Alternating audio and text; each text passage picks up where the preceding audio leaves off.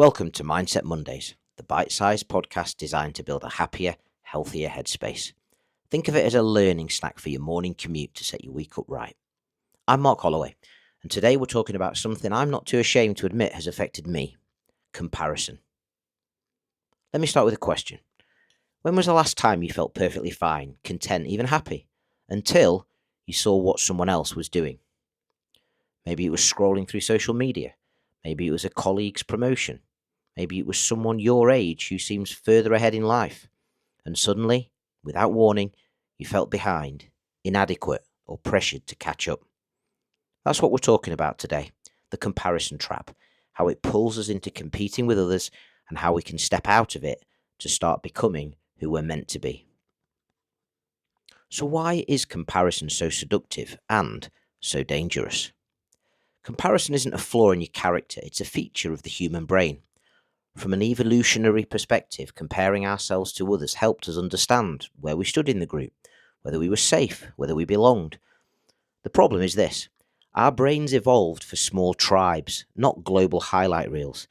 Today we compare our behind the scenes to someone else's curated success, our chapter 2 to someone else's chapter 20, our real life to someone else's brand. We don't compare their whole life either, just the bits we pick or see. We see the new car, the luxury holiday photos, the incredible physique. We don't see the messy divorce, the counselling sessions, and the mental health struggles. And if comparison becomes constant, it quietly changes how we live. Instead of asking what feels meaningful to me, we start asking, how do I measure up? And that shift is subtle, but it's powerful, and not in a positive way.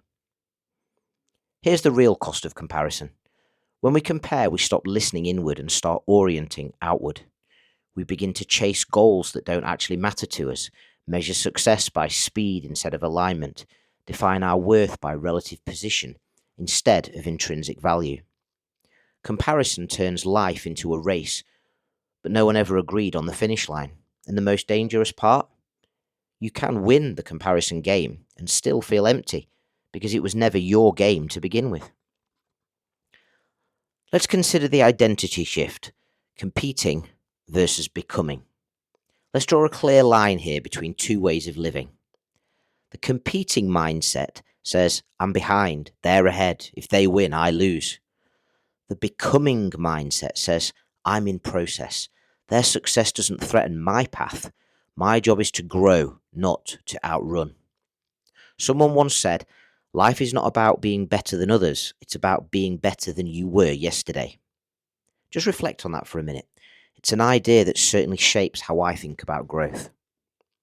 Becoming is not about proving, it's about improving. It's the quiet long-term commitment to asking, who am I becoming through the choices I make today?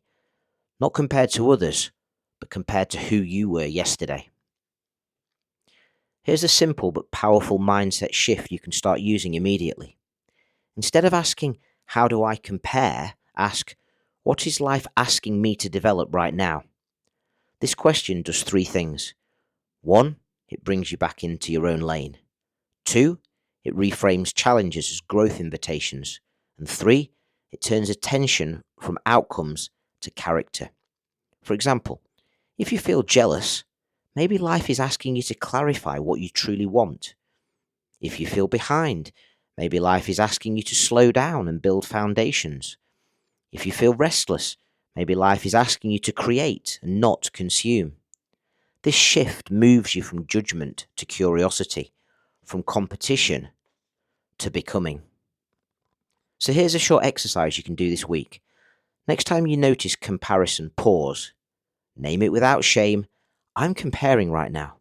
And then ask yourself, what quality or value do I admire here, if any?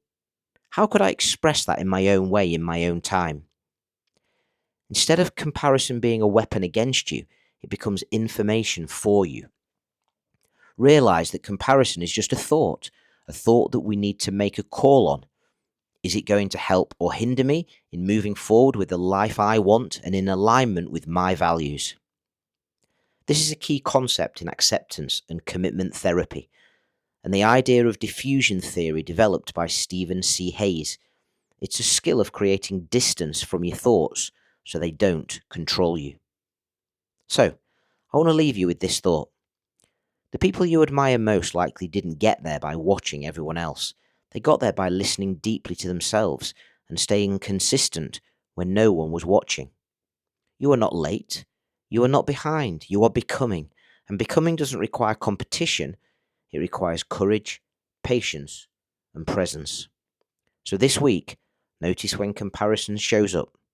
Name it, thank it for the signal, then gently return to your own path. Because the goal of life isn't to beat others to some imaginary finish line. It's to become someone you respect when you look in the mirror. Thanks for spending this Mindset Monday with me. I'll see you next time.